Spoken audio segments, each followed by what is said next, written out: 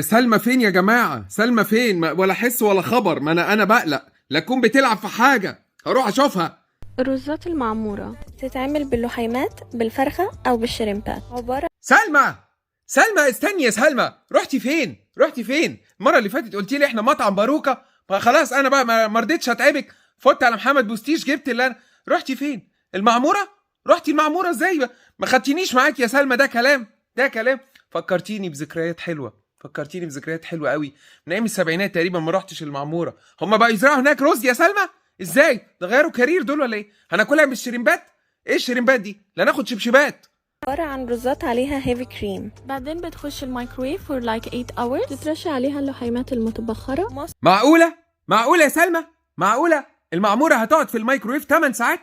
دي عايزة مرافق، دي لازم حد يقعد جنبها يا سلمى. دي حاجة. بعدين مين هيدفع لنا كهرباء 8 ساعات؟ ليه دي مسافرة ولا ايه يا سلمى؟ في ايه يا سلمى؟ فكرتيني بالذي مضى. وبعدين اللحيمات، فكرتيني باللحيمات. عملت عملية اللحيمات، كنت بطلع صوت وانا نايم، دلوقتي بقيت بطلعه وانا صاحي وانا نايم يا سلمى. probably بتتحط في طاقن فخري.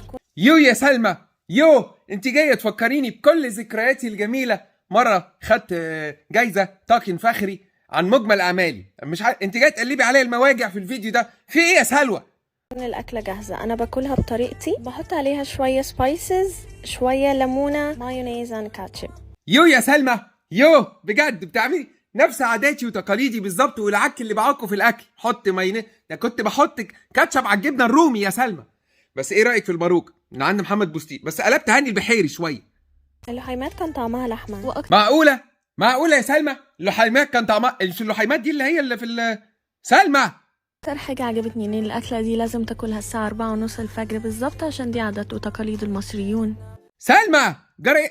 لا استني بقى اصل الهبل مش نافع. بقول لك مصريون ايه يا سلمى؟ دول مصريون القدماء. ما انا عارف انت احنا مش بنخاطب المصريون، ما مش طبيعيين. ده مش طبيعي اللي احنا بنخاطبه. وبعدين 4:30 الفجر ايه اللي 4:30 الفجر ايه اللي اكل رز معموره؟ حرام عليك. ويجي لي ذبحه بعدين، ولا نعتبره فطار اصحى اكله وبعدين اتوكل على الله اشوف طريقي اروح انام في الشغل؟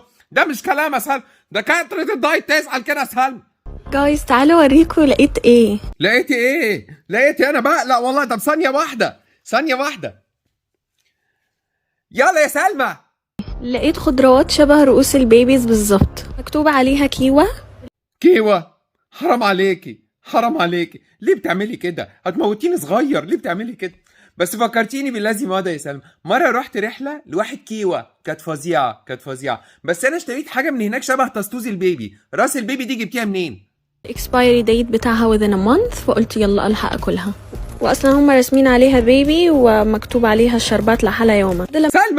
سلمى حرام عليك يا سلمى. حتى العربي مش عارفين نقراه يا سلمى. مكتوب عليها الشربات لحل يومك. الشربات لحالها يومك. انت جايباها من لبنان يا سلمى؟ حرام. وبعدين ايه موضوع الاكسبايري دي ده؟ انت عارفه المصريون بيتعاملوا ازاي مع الاكسبايري؟ كانه مش موجود. ايه اللي بقى الحق اكله قبلها بشهر؟ هي الفاكهه كده غداره. لما افتحها هتشوف ان هي شبه رؤوس البيبيز بالظبط. شوفوا جايز سبحان الله كأنه بيبي.